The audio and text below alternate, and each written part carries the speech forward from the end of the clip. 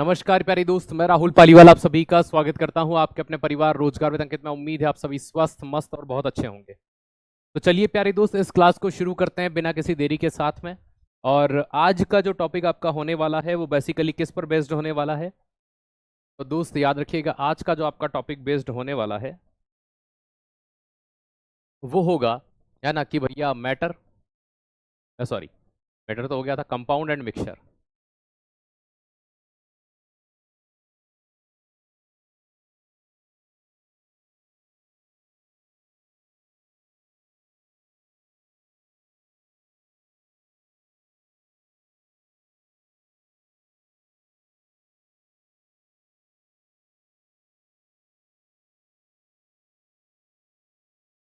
यौगिक एवं मिश्रण का होने वाला है।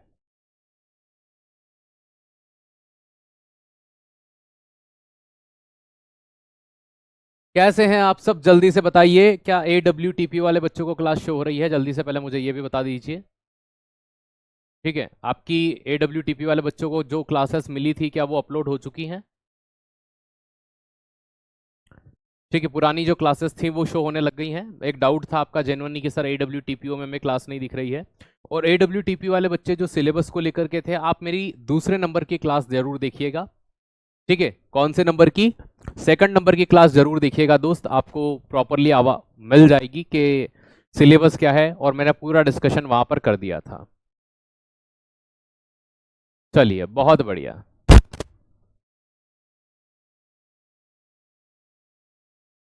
राधे राधे, नमस्ते।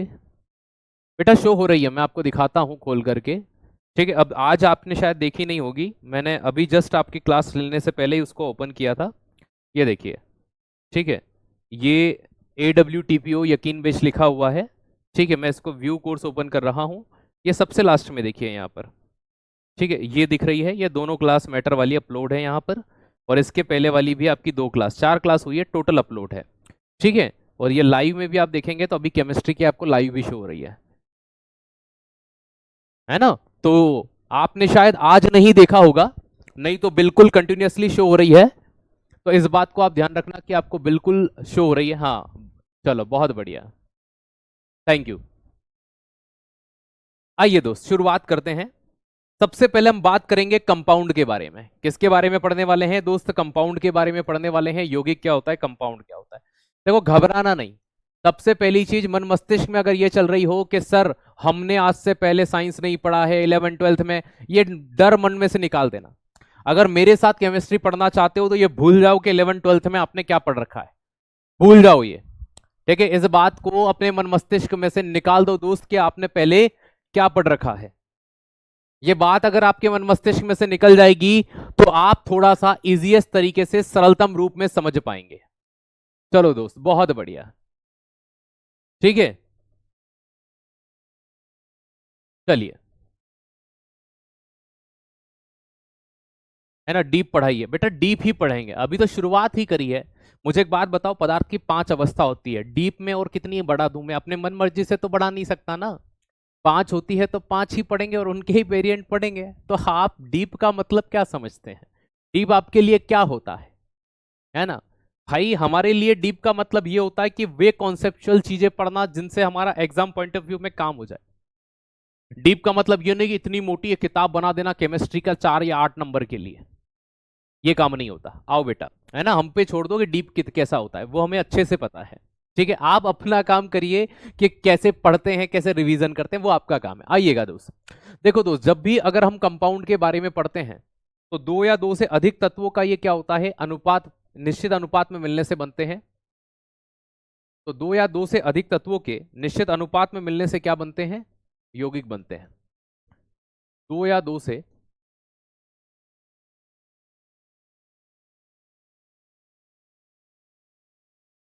अधिक तत्वों के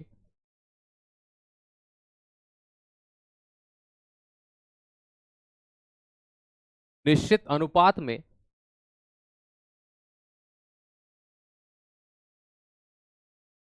मिलने से यौगिक बनता है।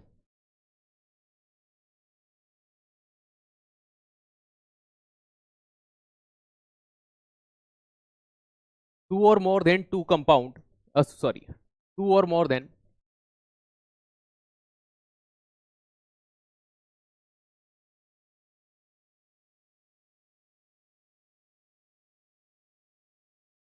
है ना, टू और more than two element and fixed ratio and formed compound.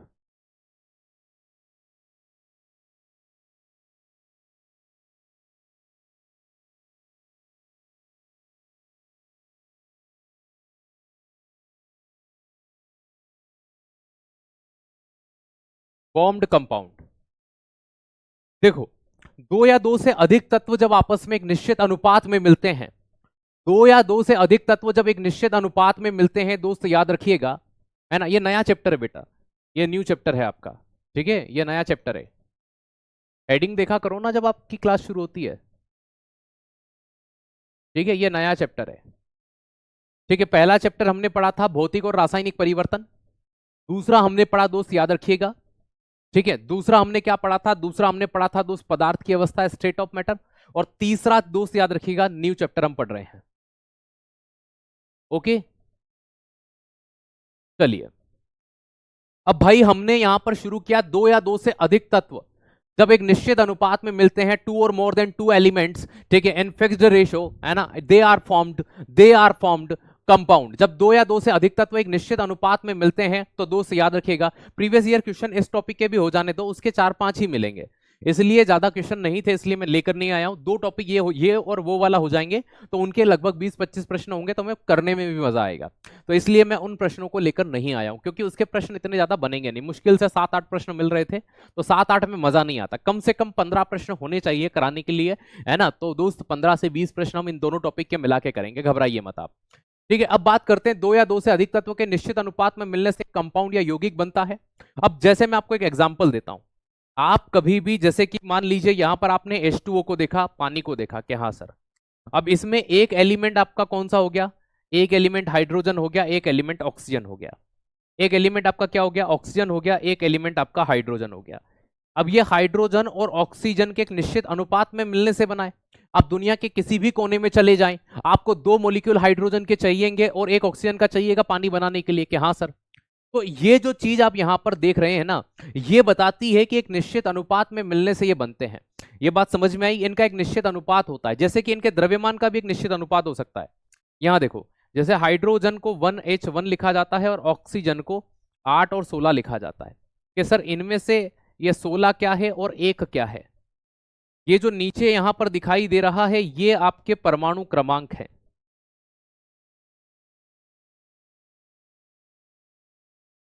जिन्हें हम एटॉमिक नंबर कहते हैं। क्या कहते हैं, एटॉमिक नंबर कहते हैं। और ये 1 और 16 जो दिखाई दे रहे हैं, ये परमाणु का द्रव्यमान है।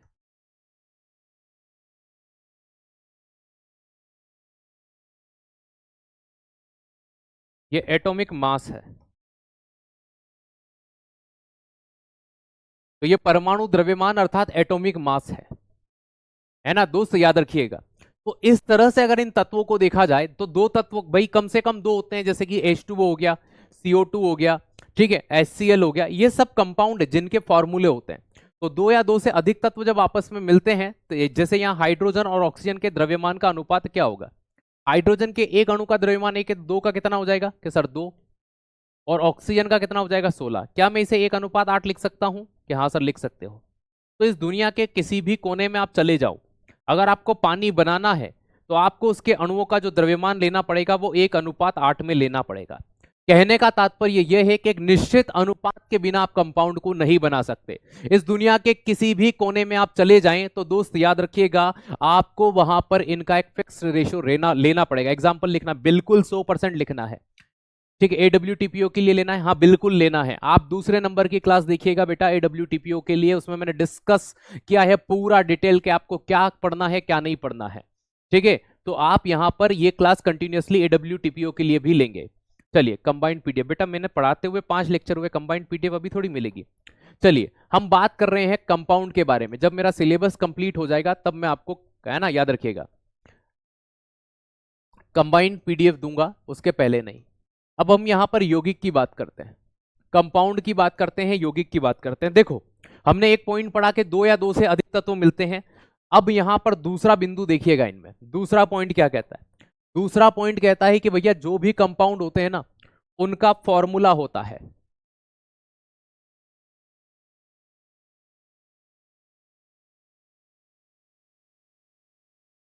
उनका एक फिक्स्ड फॉर्मूला होता है, हिंदी में कहूं तो उनका निश्चित सूत्र होता है।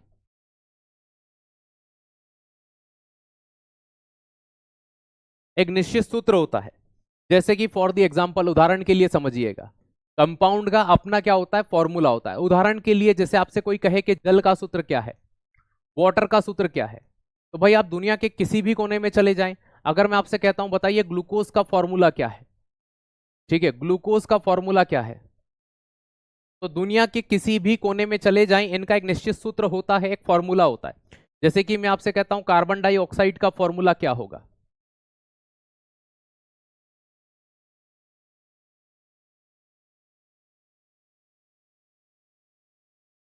कार्बन डाइऑक्साइड का फॉर्मूला क्या होगा,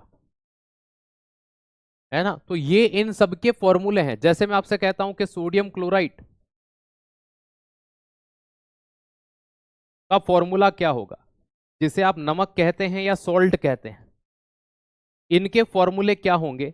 तो दोस्त यहां से एक चीज तो इंगित हो जाती है कि इनके निश्चित फॉर्मूले होते हैं। अगर आप यहां पढ़े, कहीं भी पढ़े, या आप खुद पढ़े, दुनिया के किसी कोने में चले जाएं, तो दोस्त याद रखना कंपाउंड का निश्चित फॉर्मूला होता है। अभी एक बार पढ़ो, अभी मैंने समझाया ही नहीं, पढ़ोगे उसके बाद में इसको वापस से एक बार समझाऊंगा आपको। जैसे पानी, अगर मैं कहता हूं कि बताइए पानी, और ये पानी जो होता है, जहां मैंने पूछ लिया आपसे, एक प्रश्न पूछा गया कि बताइए निम्न में से कौन कंपाउंड है, आपसे क्वेश्चन पूछा गया है ना कि इनमें से कौन कंपाउंड है। एक सिंपल सा प्रश्न मैंने आपसे पूछा कि कौन सा इनमें से कंपाउंड है, ठीक है, इनमें से कौन कंपाउंड है, और ऑप्शन दे दिया आपको ए, बी, सी और डी। समझना कि भैया मैंने आपको दिया कि भाई इनमें से कौन कंपाउंड है, एयर, ठीक है, सॉल्यूशन ऑफ, या फिर ऐसे याद रखो, शक्कर का पानी,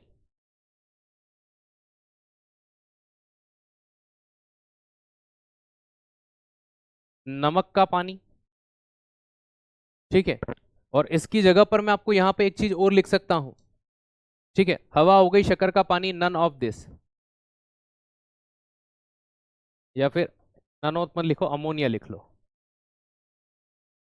अब आपसे ये पूछा गया कि इनमें से कौन कंपाउंड है।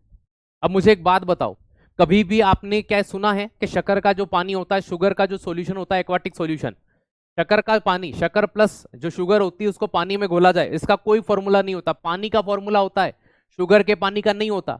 हवा का कोई फॉर्मूला होता है क्या, एयर का कोई फॉर्मूला नहीं होता।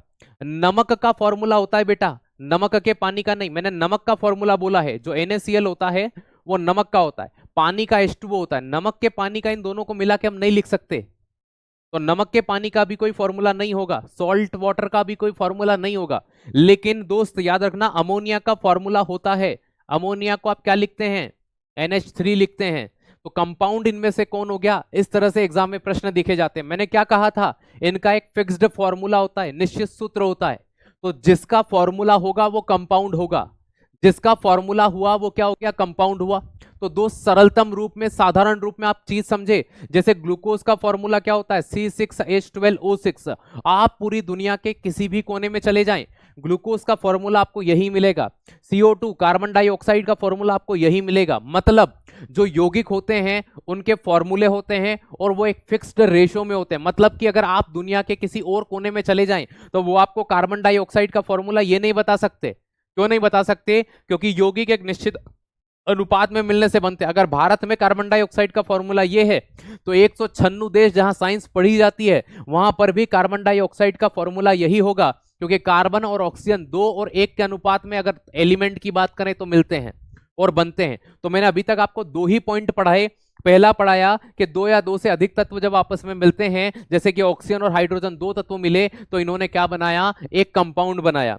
फिर मैंने बनाया कि भाई इनका एक फॉर्मूला होता है, एक सूत्र होता है। एग्जाम्पल मैंने दिए और एक प्रश्न भी बनाकर दिया कि जिनका भी, दोस्त याद रखिएगा, जिनका भी कोई फॉर्मूला होता है, सूत्र होता है। अब एक चीज ध्यान रखना, आपको एग्जामिनर बहुत सी बार कंफ्यूज कर देता है इस तरह के प्रश्नों से, ठीक है भाई। वो आपसे पूछता है, प्रश्न दे दिया आपको कि कंपाउंड कौन सा है, यौगिक कौन सा है, उसने क्या पूछ लिया, कंपाउंड कौन सा है।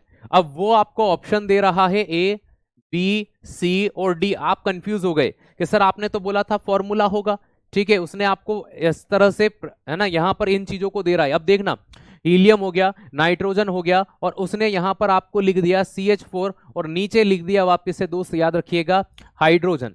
अब ऐसे में आप सोचते हो कि सर सभी के तो फॉर्मूले हैं, सभी फॉर्मूले नहीं है। गौर से बताओ कि इनमें से कंपाउंड कौन सा है ना।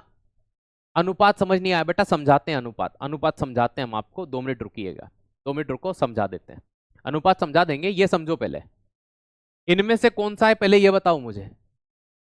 अनुपात का मतलब रेशो होता है, समझा देंगे। इनमें से कौन कंपाउंड है ये बताओ।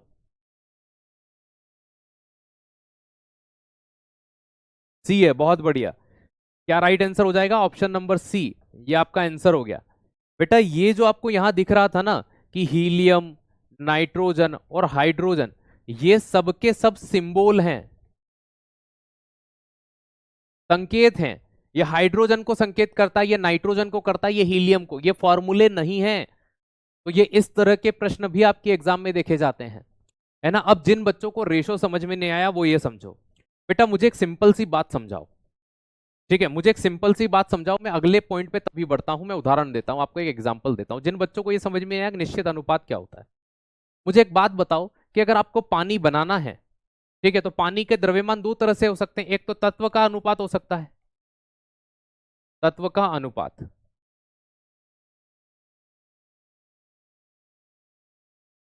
रेशो ऑफ एलिमेंट, और एक होता है द्रव्यमान का अनुपात,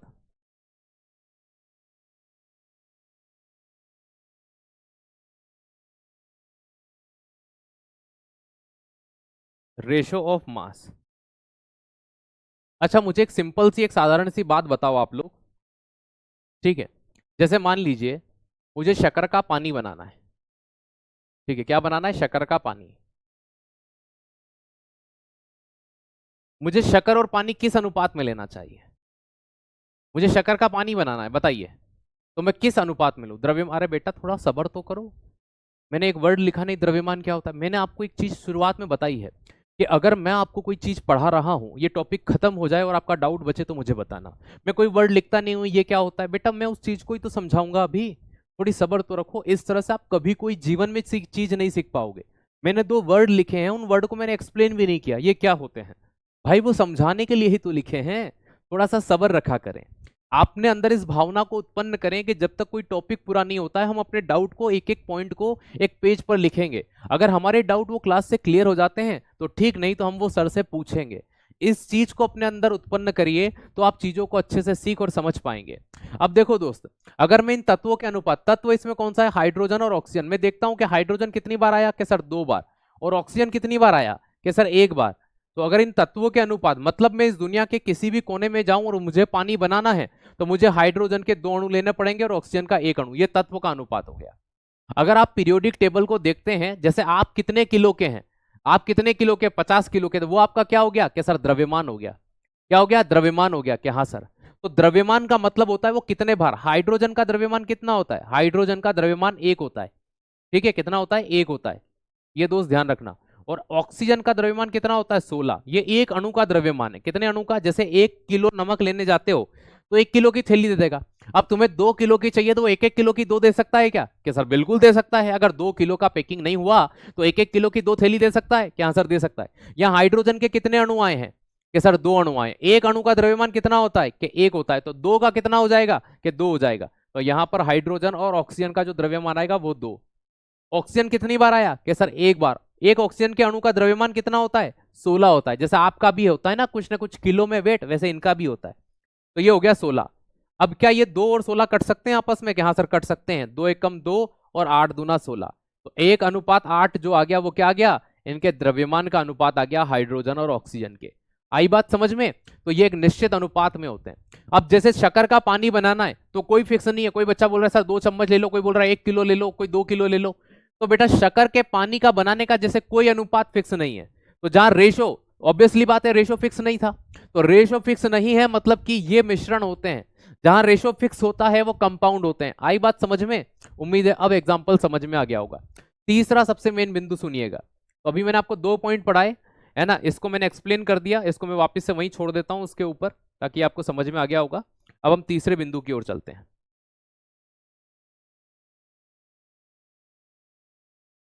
इनके अपने गुण होते हैं, यौगिक के अपने गुण होते हैं।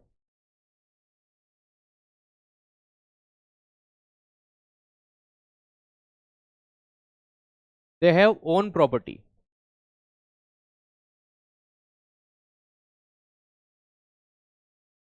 इनके अपने गुण होते हैं कि सर कैसे होते हैं, जैसे एग्जाम्पल समझोगे तो समझ में आएंगे। उदाहरण, एग्जाम्पल, पानी। पानी में इस हाइड्रोजन को आप देखते हैं, इस ऑक्सीजन को आप देखते हैं। ऑक्सीजन क्या करती है?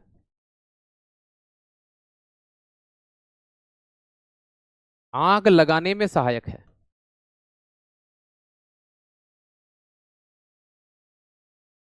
मतलब आग को जलाने में सहायक कौन होती है? ऑक्सीजन। और हाइड्रोजन स्वयं जलती है।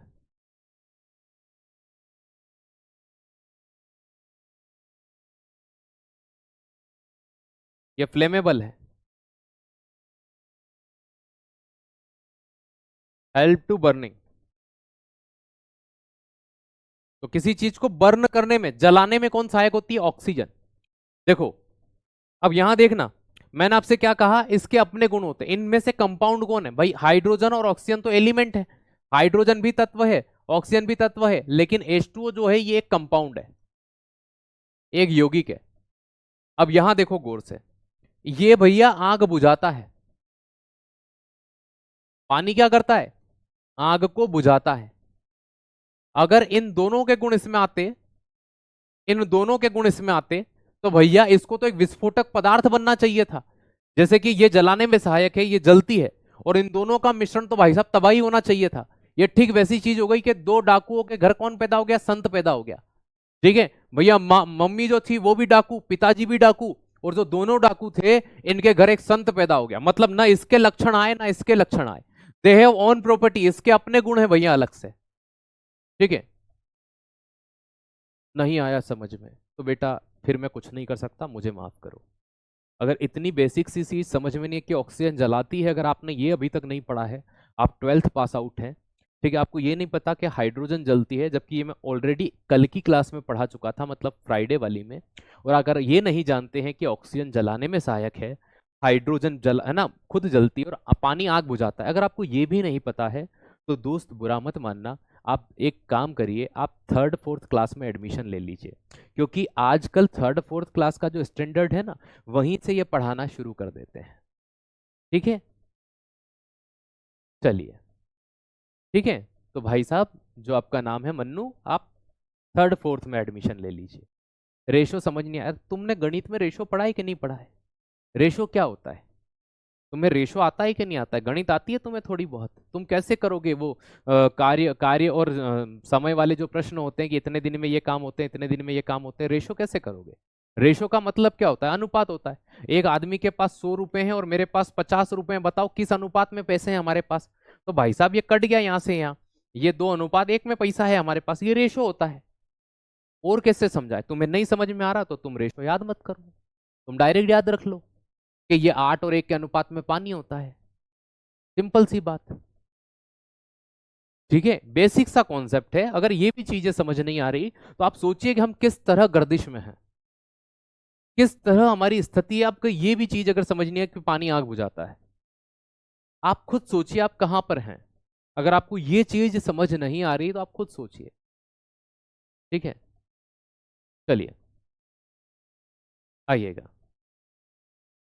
डिस्टर्ब कर, बात डिस्टर्ब की नहीं हो रही, बात ये हो रही है कि अगर मान लीजिए इनका नाम यहां पर आया है और इन्होंने ये चीज कहा कि मुझे ये समझ नहीं आया, ठीक है, तो बस सीधी सी बात है कि इनको इसमें क्या समझ नहीं आया भाई? पानी का फॉर्मूला समझ नहीं आया, क्या आया?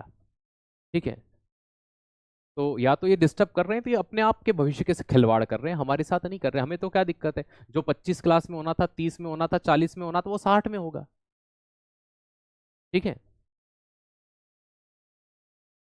है ना, मुझे कोई फर्क थोड़ी पड़ना है, मैं 2 क्लास ज्यादा ले लूंगा, फर्क तो भाई आपको पड़ना है ना। चलिए, तो इनके अपने गुण होते हैं, दे हैव ओन प्रॉपर्टी, तो इनके अपने गुण होते हैं। चलिए, डिस्टरबेंस हो रहा है, कुल मिलाकर के ऐसी कोई चीज है ही नहीं। आप डाउट ग्रुप में कर दीजिएगा मैसेज, मैं वहां रिप्लाई कर दूंगा। ठीक है, आ जाइए यहाँ पर, है ना। इनके अपने गुण होते हैं, चौथा पॉइंट,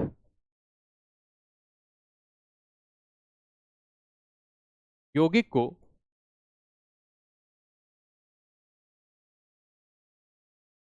सामान्य भौतिक विधि द्वारा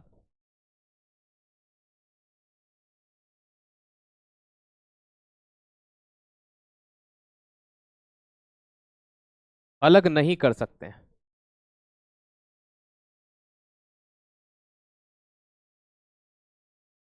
दे डू नॉट सेपरेट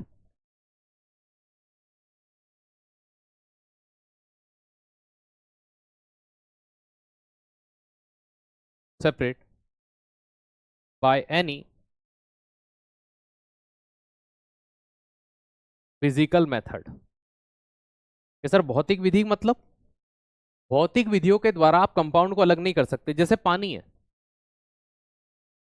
ठीक है, अगर आप पानी को गर्म करें, ठीक है, क्या करेंगे, गर्म करेंगे भैया, ठीक है, आप इसे हीट देंगे, उष्मा देंगे, ठीक है, तो ऐसी कंडीशन में पानी वाटर वेपर में बदलेगा, जलवाष्प में बदलेगा।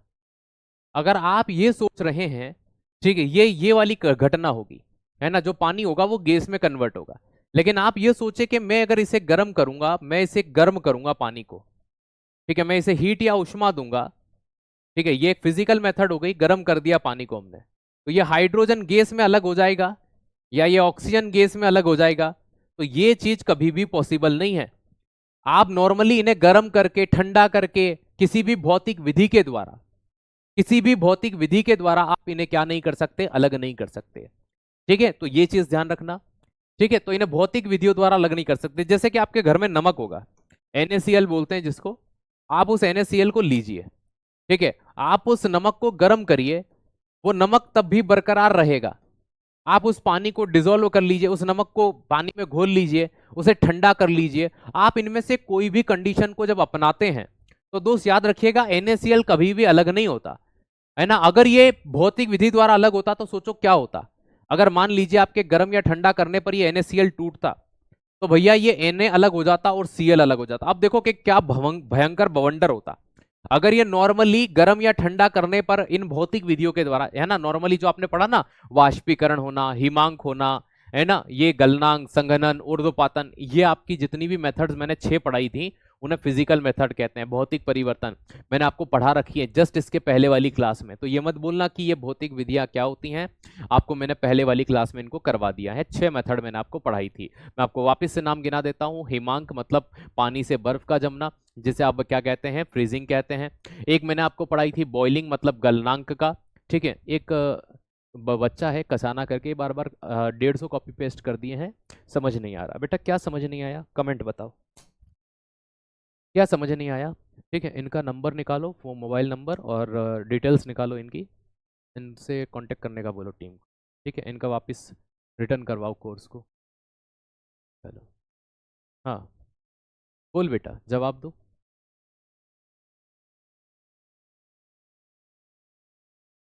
डिटेल्स निकालो इनकी सारी। चलिए,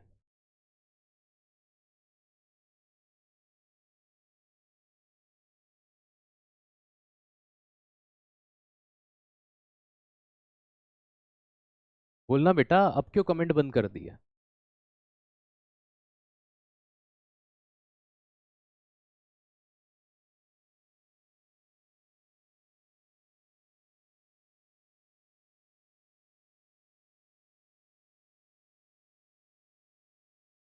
ठीक है, अब इसका जवाब नहीं आता और अब ये वापस कॉपी पेस्ट करता है, समझ नहीं आया तो इन्हें ब्लॉक कर दीजिएगा परमानेंट। ठीक है, और स्क्रीनशॉट संभाल के रखिएगा, है ना, ताकि नेक्स्ट टाइम ध्यान रहे कि अगर ये कभी कहीं बोले कि हमें ब्लॉक कर रखा है तो हम इन्हें बता पाएं कि क्यों कर रखा है। चलिए,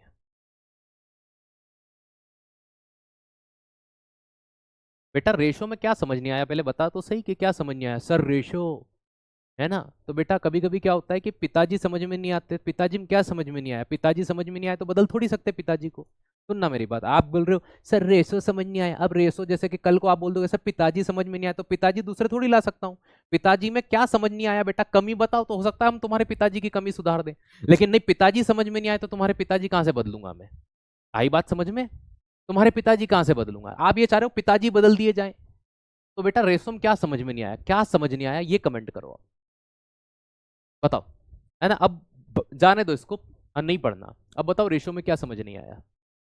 कमेंट पे ध्यान नहीं दे रहे हैं, लेकिन अब देख ही लेते हैं कि इनका ये लेवल कितना है। बता बेटे, बता, बता बेटे, बता जल्दी से।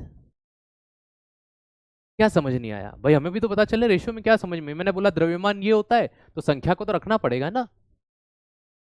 बता। एग्जाम्पल दिया मैंने कि पिताजी समझ में नहीं आया, पिताजी में कोई ऐसा लक्षण होगा जो समझ में नहीं आया होगा। कमेंट कर बेटा जल्दी से। भाई मैं उदाहरण दे रहा हूं, मैंने आपको 3 बार रेशियो समझा दिया फिर भी समझ में नहीं आया। ठीक है, तो मैंने आपको बताया कि पिताजी समझ में नहीं आ रहे, तो पिताजी तो बदल नहीं सकते। चलो बताओ, बोल बेटा। बस, खुश, निकल गई हवा। तो डाउट जेन्युइन हो ना तो पूछा करो, नहीं तो डिस्टर्ब मत किया करो। इस बच्चे का आज से कोई भी डाउट नहीं लिया जाएगा। चलो, यहाँ ऑनलाइन में तो बिल्कुल नहीं लिया जाएगा। ठीक है, बस पिताजी बदल दो क्योंकि हमें पिताजी पसंद नहीं है, लेकिन डाउट क्या है वो इन्हें पता ही नहीं है। चलो आइएगा। है ना। तो जैसे कि आप यहां पर, जैसे मैंने कहा भौतिक विधि द्वारा इन्हें अलग नहीं कर सकते, किसको, NaCl को, सोडियम क्लोराइड को। तो सब देखिएगा यहाँ पर, NaCl जो होता है, अगर इसमें से सोडियम अलग हो जाता तो सोडियम तो हवा में आग पकड़ता है, और क्लोरीन जहरीली गैस है। ठीक है, तो दोस्त याद रखिएगा, ये जो जहरीली गैस है क्लोरीन, अगर मैं इसकी बात करता हूं तो ये इसके संपर्क में आएंगे तो हम तो मर जाएंगे। नमक गर्म करने पे क्या होता, अगर सोचो कि ये कंडीशन होती तो। है ना, सोडियम हवा में आके आग पकड़ता। आपने बहुत सी बार देखा होगा नमक की सिकाई करते हैं, क्या असर करते हैं। तो जो नमक की सिकाई की जाती है ना, उसमें क्या करते हैं, गर्म करके जैसे जैसे लगाया जाता है वो चीजें आगे बढ़ती है। तो ऐसी कंडीशन में अगर मान लीजिए किसी की सिकाई हो रही होती है और सोडियम अलग हो जाता क्लोरीन, तो भाई साहब जहां सिकाई हो रही होती वहां सोडियम आग लगा देता और क्लोरीन के कारण सारे ही मर जाते। ठीक है, तो ये चीज ध्यान रखिएगा, ये जो घटना आपने यहां पर देखी ये भौतिक विधियों द्वारा सामान्यतः अलग नहीं की जा सकती। ठीक है, सॉरी सर, माफ कर दीजिए बेटा। अब माफी मांगने से क्या होता है, पिताजी को 2 थप्पड़ मारने के बाद तुम बोलोगे माफ करना पिताजी, हम भूल गए थे आप हमारे पिताजी हैं। तो जो होना था वो तो हो गया फिर। ठीक है, आइएगा। तो यौगिक को सामान्यतः भौतिक विधि द्वारा अलग नहीं कर सकते। ठीक है, तो ये जितनी चीजें आपने पढ़ी ये कंपाउंड के बेसिस पे पढ़ी।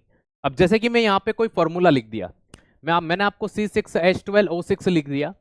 ठीक है, अब दुनिया के आप किसी भी कोने में चले जाएं, ये ग्लूकोज था, है और रहेगा, इसका एक फॉर्मूला होता है। इसका क्या होता है, एक फॉर्मूला होता है। अब यहां से दूसरा पार्ट आपका शुरू होता है मिश्रण का, मिक्सचर का। ठीक है, एक में आपने क्या पढ़ लिया, कंपाउंड पढ़ लिया। अब दूसरे नंबर पर आप क्या पढ़ते हैं, मिश्रण पढ़ते हैं। अब मिश्रण जो होता है ना, ये जस्ट उसका थोड़ा सा उल्टा होता है। ये जस्ट उसका क्या होता है, थोड़ा सा उल्टा होता है दोस्त, याद रखिएगा। ठीक है,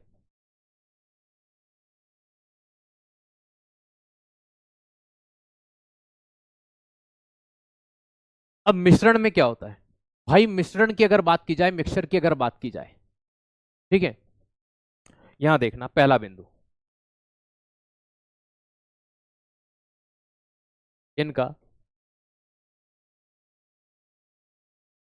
कोई सूत्र नहीं होता।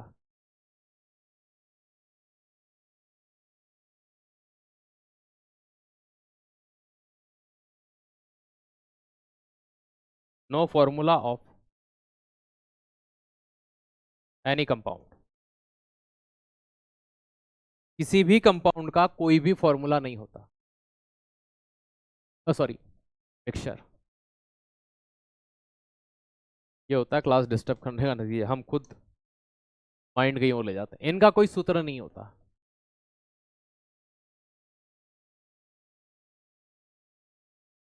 इनके अपने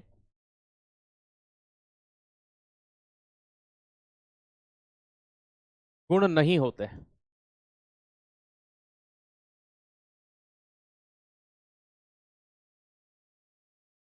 अवयव के गुण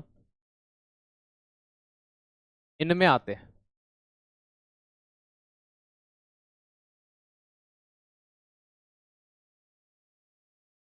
they do not have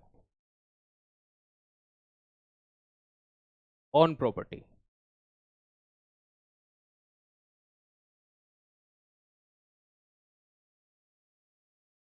properties of mixture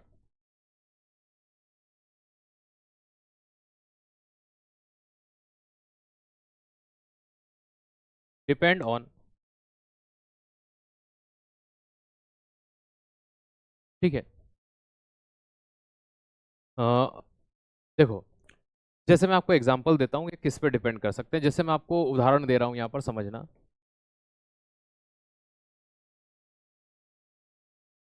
मैंने आपसे कहा कि आप शुगर लीजिए, मतलब शक्कर लीजिए, है ना, डिपेंड ऑन कंपोनेंट। ये चीज तो पूरी कर दूं, जो घटक होते हैं उन पे डिपेंड करेगा।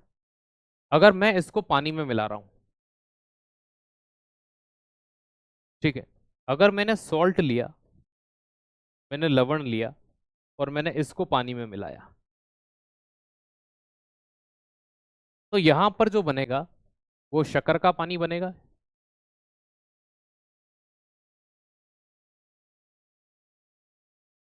शुगर वाटर बनेगा। और यहां पर नमक का पानी बनेगा।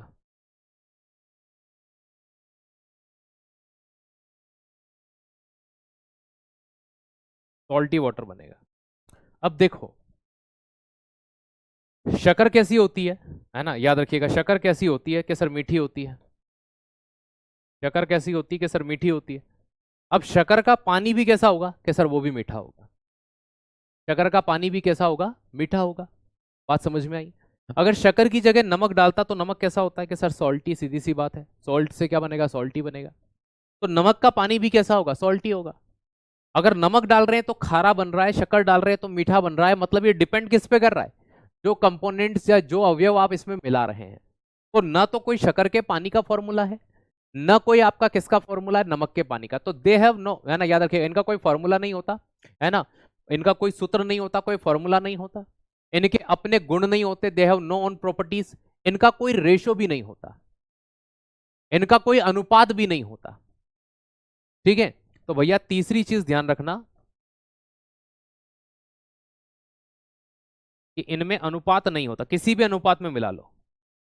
भाई किसी के यहाँ मान लीजिए चाय बन रही है तो 2 चम्मच शक्कर डाल रहे होंगे, किसी के यहाँ 3 डाल रहे होंगे, किसी के यहाँ 4 डाल रहे होंगे, किसी के यहाँ 6 डाल रहे होंगे, किसी के यहाँ डाल ही नहीं रहे होंगे, साहब हम फीकी चाय पीते हैं। तो ये चीज ध्यान रखिएगा कि यहां पर इन चीजों को देखते हैं तो इनका अनुपात नहीं होता, दे हैव नो रेशो, है ना, रेशो नॉट फाउंड।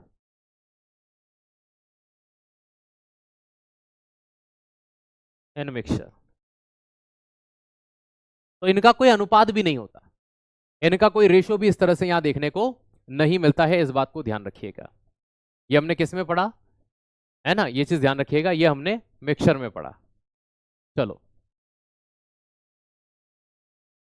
आप बहुत अच्छा पढ़ाते हैं, अगर ये क्लास डिस्टर्ब करते हैं तो ये समझ नहीं रहे हैं, अच्छे टीचर बड़ी मुश्किल से मिलते।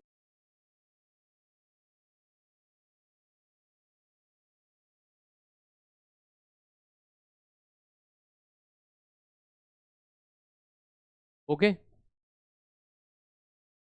ये आपके मिक्सचर के पॉइंट हो गए सारे के सारे।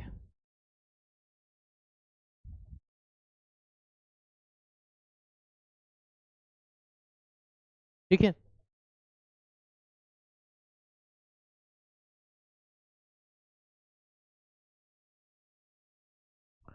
आई बात समझ में। अब देखो, हमने यहाँ दो चीज देखी। क्या देखी, एक तो हमने कंपाउंड देखा, एक मिक्सचर देखा। अब दोनों को समझना, ठीक है। एक तरफ हमने कंपाउंड को पढ़ा, और एक तरफ हमने किसको पढ़ा, दोस्त याद रखिएगा, मिश्रण को पढ़ा, मिक्सचर को पढ़ा। अब जिनका ये कहना है कि सर हमें ये समझ नहीं आया कि रेशो क्या होता है, तो रेशो को पहली चीज ये समझ लो कि ये अनुपात होता है। कहते हैं। मुझे एक बात बताओ, ठीक है ना? तो ये चीज ध्यान रखिएगा कि यहाँ क्या होता है। जैसे मैं आपसे ये कहता हूं कि तुम्हारी शादी हुई, जिनको अनुपात समझ में नहीं आ रहा, तुम्हारी शादी हुई, ठीक है, जिससे भी तुम करना चाहो, लड़के से या लड़की से, तो भाई लड़का और लड़की दो होते हैं। मुझे एक बात बताओ कि शादी का जोड़ा बनता है तो किस अनुपात में बनता है? बताइए। शादी का जो जोड़ा बनता है वो किस अनुपात में बनता है? मतलब इनकी संख्या की बात की जा रही है? किसकी बात की जा रही है? संख्या की बात की जा रही है क्या? हाँ सर। इसकी संख्या और इसकी संख्या दोनों की संख्या ही होगी ना? कि हाँ सर, संख्या ही होगी। इसकी भी संख्या एक और इसकी भी संख्या एक, मतलब दुनिया में भाई शादी होती है तो नॉर्मली एक से ही होती है। अब तुम दो तीन से कर लो तो अपवाद में मैं कुछ नहीं कर सकता। ओके, बात समझ में आई? तो एक अनुपात एक होता है। तो भाई वही तो बात हो रही है, संख्या का अनुपात क्या होता है? रेशो, यही तो होता है। अब मान लीजिए मैंने पानी के बारे में कहा था, तो पानी हाइड्रोजन बनाना है, तो हाइड्रोजन कितने हो गए? दो दूल्हे ने मिलकर के एक लड़की से शादी करी, यह संख्या का अनुपात हो गया। दो दूल्हे ने मिलकर के एक लड़की से शादी करी। एक देश है मान लीजिए आपका, ठीक है, पर्टिकुलर कोई, जहां से आप बिलोंग करते हैं, है ना, आप जहां से बिलोंग करते हैं, अब वहां पे क्या करते हैं? वहां तोल के शादी करते हैं। मतलब सर, तोल के शादी कैसे करते हैं? भाई साहब के लड़के का वजन होना चाहिए 50 किलो और लड़की का होना चाहिए 40 किलो, तो ही तुम्हारी शादी होगी। तो तोल कर वजन किया जाए उसे द्रव्यमान कहते हैं। तो पानी का भी द्रव्यमान ऐसा ही था, एक हाइड्रोजन का द्रव्यमान एक था तो दो का दो हो गया और ऑक्सीजन का 16 हो गया। तो पानी की शादी तभी हो सकती है जब हाइड्रोजन का द्रव्यमान दो होगा और ऑक्सीजन का 16 होगा। आई बात समझ में? ठीक है, अब समझ में आ गया हो, और अब भी नहीं आया तो फिर एक चीज है, हरे रामा हरे कृष्णा, यही करो। ठीक है, चलो अभी फिर से मैं आपको एक चीज समझा देता हूं। कंपाउंड की बात करी थी और मिक्सचर की बात करी थी, ठीक है, कंपाउंड की बात करी थी और मिक्सचर की बात करी थी। दोस्त समझना, कंपाउंड का रेशो होता है, मिक्सचर का रेशो नहीं होता, अनुपात नहीं होता। ये फिर जैसे पानी 2:1 में या 1:8 में पाया जाता है, लेकिन शक्कर का पानी, नमक का पानी कोई अनुपात में नहीं रहेगा। दूसरी बात इधर करता हूं, इनके फॉर्मूले होते हैं, इनके कोई फॉर्मूले नहीं होते। इनको निश्चित अनुपात में मिलाना पड़ता है, इनको कैसे भी मिला दो। इनके अपने गुण होते हैं, इनके कोई गुण नहीं होते भाई साहब, जो मिल रहा है उसी के गुण इनमें आते हैं। ओके, उन्हीं के गुण इसमें आते हैं। अब बात करते हैं टाइप ऑफ मिक्सचर की, है ना, मिश्रण के प्रकार की।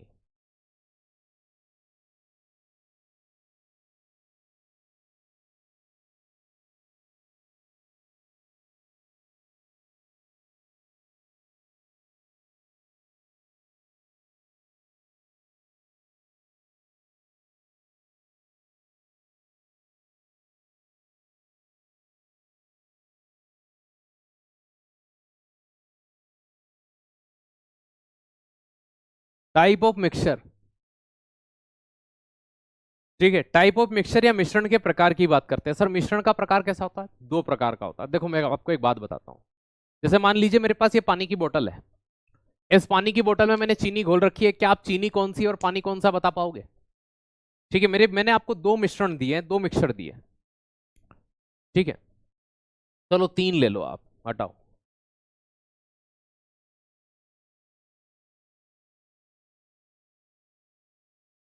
एक में शुगर का वाटर है,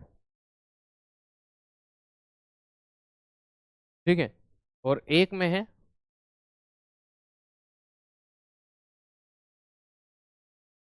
वाटर प्लस सैंड।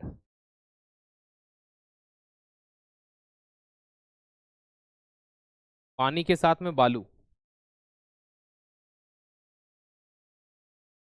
और यहां पर क्या है? शक्कर का पानी है, शुगर वाटर है। मुझे एक बात बताओ, आप किसको नग्न आंखों से पहचान सकते हो? जिसमें पानी में बालू पड़ा हुआ है उसको पहचान सकते हो? मैं आपको कहता हूं, तीन गिलास मैंने आपको ला कर दी। एक में मैंने, याद रखिएगा, रक्त रखा, ब्लड रखा, ठीक है, एक के अंदर मैंने ब्लड डाल दिया कि इसमें खून है भाई। आप किस इनमें से किस में डिफरेंस बता सकते हो भाई? खून में, शक्कर के पानी में, या वाटर और बालू में? मैं कहूंगा किस में कण आपको दिखाई दे रहे हैं? सैंड मतलब बालू, रेत, बालू के कण डाल दिए, छोटे छोटे पत्थर होते हैं।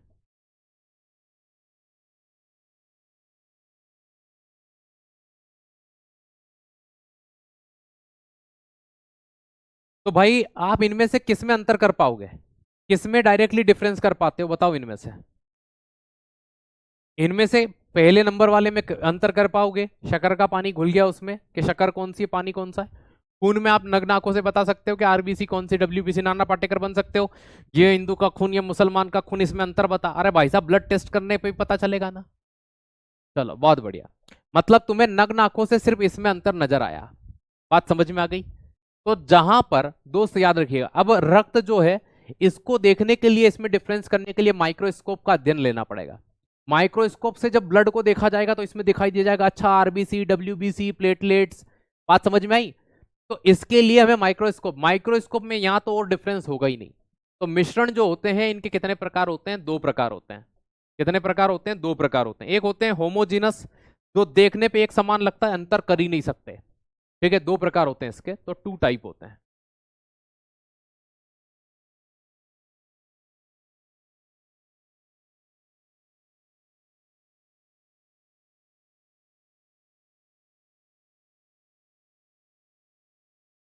समांगी मिश्रण,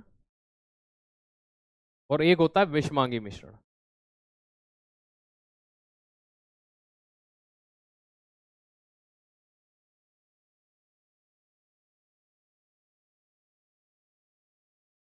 homogeneous mixture,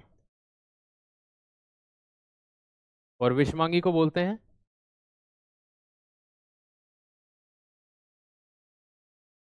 heterogeneous mixture.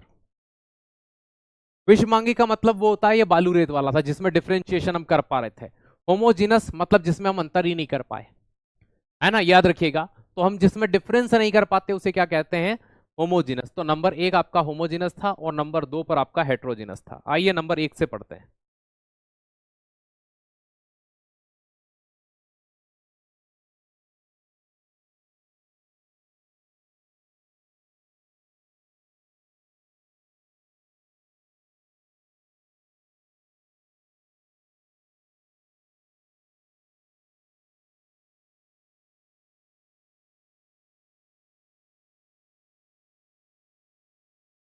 Homogeneous, समांगी का मतलब होता है जो समान दिखे, जिसमें डिफरेंस नहीं कर सकते हम।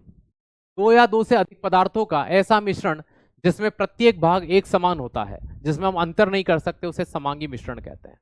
क्या कहते हैं, समांगी मिश्रण कहा जाता है। तो दो या दो से, याद रखिएगा,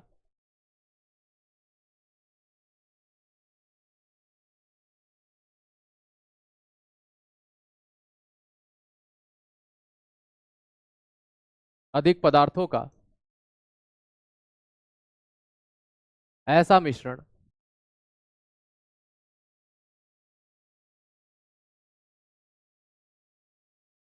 जिसमें अंतर नहीं किया जा सकता, डिफरेंस नहीं कर सकते कि कौन क्या है।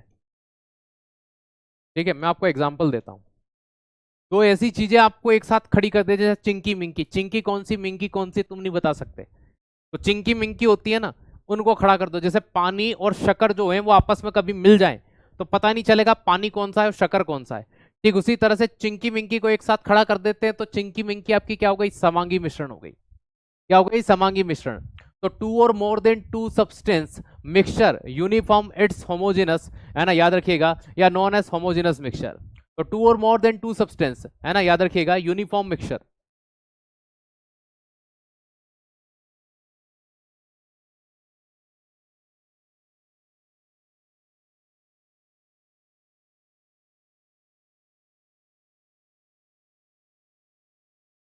है ना, टू और मोर देन टू, याद रखिएगा, substance mixtures uniform.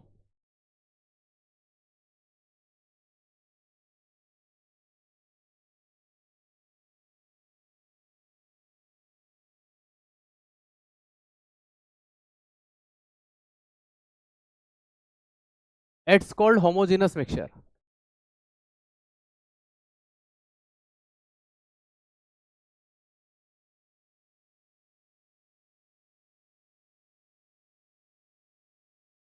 For the example,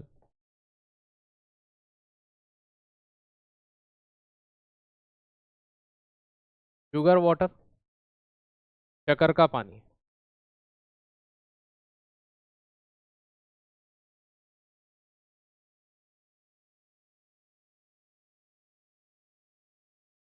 salty water, नमक का पानी।